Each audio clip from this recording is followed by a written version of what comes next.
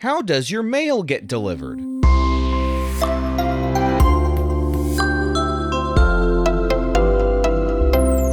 Hi, welcome to Curious Kids Every Day.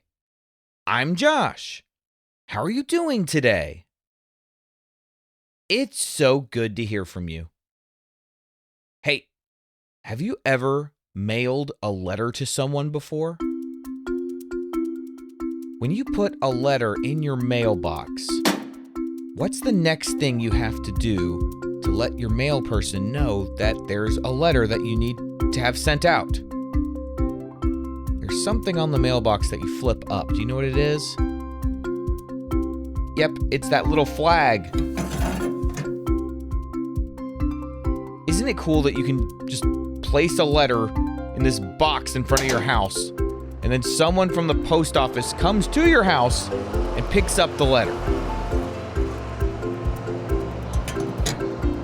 And then, a few days later, your letter gets to the person you mailed it to.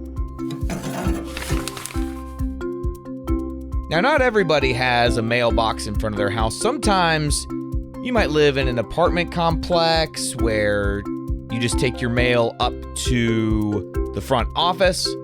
My wife and I, when we first got married, we lived in a townhouse, and we didn't have our own mailbox. We had to walk down the street to this box that contained everybody's mailboxes in the neighborhood. That was where we dropped off mail, and it was also where I picked up my mail. I had a little key, and I had to unlock my box in the bigger box and get my mail every day. And every day I did that, I just thought about how on earth do the mail people keep track of all the mail? I think it'd be hard enough just to keep track of my mail, but they do that for thousands of people in my area, and then millions of people all over the country. How does the post office keep track of all the mail? How do they figure out how to send all of it?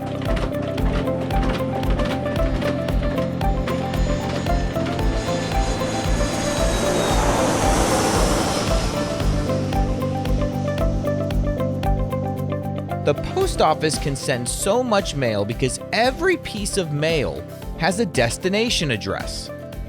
A destination address tells the postal system where something is supposed to go. It usually includes a person's name, a street address, a city, a state, and a zip code. And a zip code is especially helpful. A zip code is a group of numbers that helps sort mail into the right area. Have you ever noticed that 5-number code at the end of your address? Sometimes it's even longer, but it always has at least 5 numbers. That's the zip code. Machines and workers use the zip code along with the full address to quickly send mail in the right direction. Where I live here in Nashville, Tennessee, we have lots of different zip codes, but they all start with the same 2 numbers, 3-7. I've lived in a few different places over the years, but my zip code always started with 3-7. So if a post office in California sees that a piece of mail has a zip code starting in 3-7, they know which direction it's headed. It's headed toward Tennessee. But before that mail is shipped off to Tennessee, it has to be collected in the first place. A mail carrier picks up mail from a few different places. They might get it from your mailbox, like we've already talked about. They might pick it up from those blue collection boxes you see around town. Or they might just get it straight from the post office. Have you and your parents ever dropped off a package directly at the post office? And then from there, the mail is taken to a postal facility where it gets sorted. To sort something means to put it into the right group. Now, a lot of this sorting is done by machines. The machines can scan the front of letters and look for the address. And they can read lots of addresses very quickly. If you've ever seen a video of how this works, it's pretty wild. And it makes the machine's job a lot easier if the address is clear and easy to read.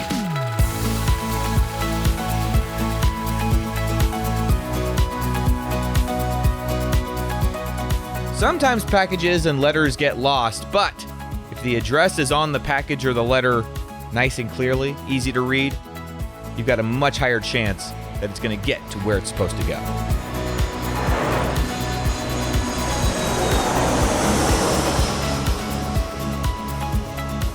After that, the mail is grouped by where it needs to travel.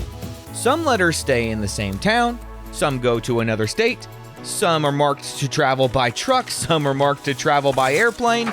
The goal is to move everything as quickly and efficiently as possible. Now, when the mail arrives near the right town or city, it gets sorted again.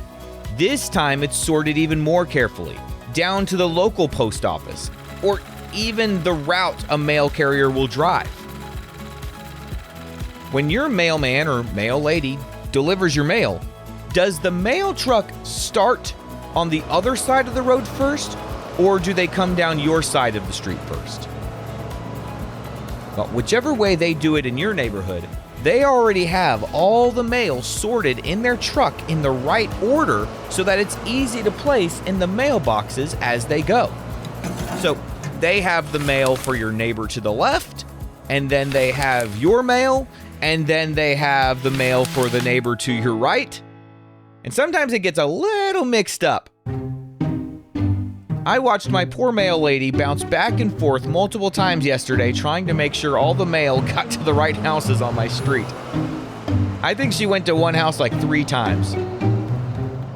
I think what happened was she might have dropped some of the mail onto the floor of the truck, and then she was trying to pick it up and make sure it all got to where it was supposed to go, but it was out of order, so she had to keep going back and forth to different houses over and over again.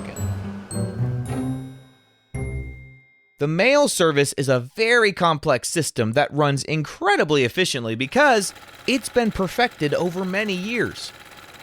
Yes, sometimes packages get lost or damaged in the mail, but for the most part, considering how many billions of pieces of mail the post office handles, it's pretty remarkable how well it all works. In fact, I looked it up. Do you know how many pieces of mail the United States Postal Service handles every day? Are you ready for this? The United States Postal Service handles over 300 million pieces of mail every day. Isn't that crazy? And it all starts with an address. As soon as you have the address of someone in your family or one of your friends, as soon as you have it memorized, you can write them a letter and then place it in an envelope, then write the address on that envelope. Once you've put a stamp in the top right corner, you can place it in the mailbox and flip up the flag. My kids love sending letters to their grandparents. Even though they all live close by, it's still fun to put something in the mail and then imagine the journey it's going on its way to their grandparents' house.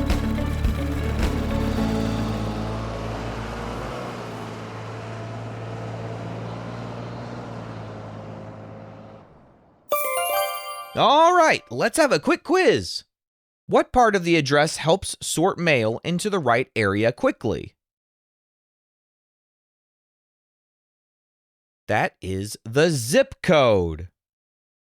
Do you know what the word zip stands for? I didn't realize that zip was an acronym, but ZIP is an acronym. It stands for Zone Improvement Project. The Postal Service came up with the idea of zip codes in the 1960s to make it easier to sort and deliver mail. All right, let's play true or false. True or false? The post office depends on one person remembering where every letter needs to go. No, that's false. That would be impossible. True or false? Letters can travel by truck or airplane. Yep, that's true. True or false? A clear address helps the postal system do its job. Yes, that's true. True or false? Mail only gets sorted one time. That is false. It gets sorted multiple times. Would you rather be a mail person who delivers the mail to your neighborhood, or would you rather be a mail worker who helps sort the mail at the post office?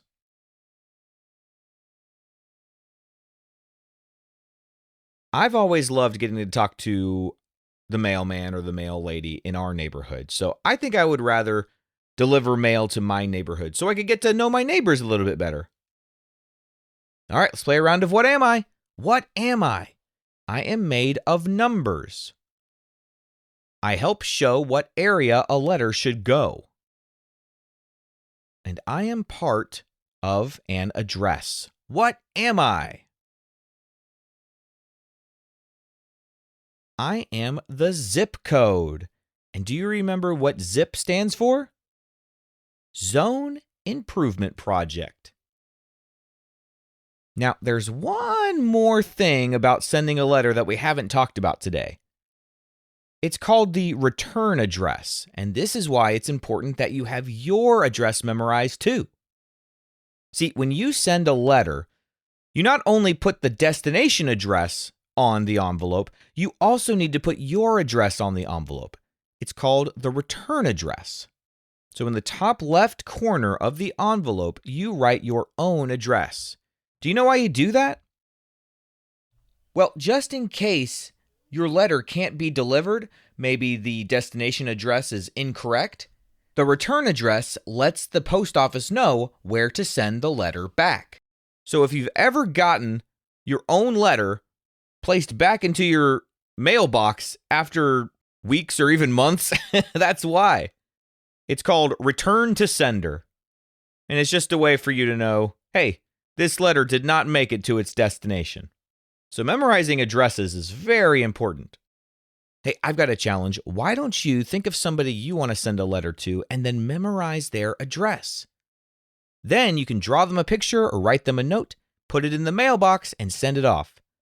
Now, I don't want to speak out of turn, but I bet if you send a letter to someone you know, they'll probably send you a letter back. What kind of question do you think we'll ask tomorrow on Curious Kids Every Day? I can't wait to find out. So until then, keep asking questions and stay curious, kids. And we've got a few birthdays today. Today is Nilly's birthday. Nilly is from Israel and Nilly is turning 6. Happy birthday, Nilly! Darcy is from Adelaide, South Australia, and Darcy is turning 7. Happy birthday, Darcy!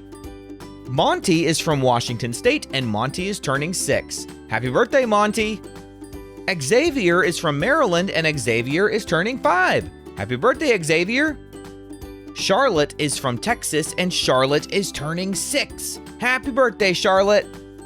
Lee is from Colorado, and Lee is turning 10. Happy birthday, Lee! Emma is from Colorado, and Emma is turning 6. Happy birthday, Emma! Talia is from Virginia, and Talia is turning 7. Happy birthday, Talia! And Levi is from Arizona, and Levi is turning 8. Happy birthday, Levi! To all the grown-ups listening, if your curious kid wants their birthday mentioned on the show, please visit supportcuriouskids.com and join the Curious Kids Club. That's supportcuriouskids.com. See you tomorrow!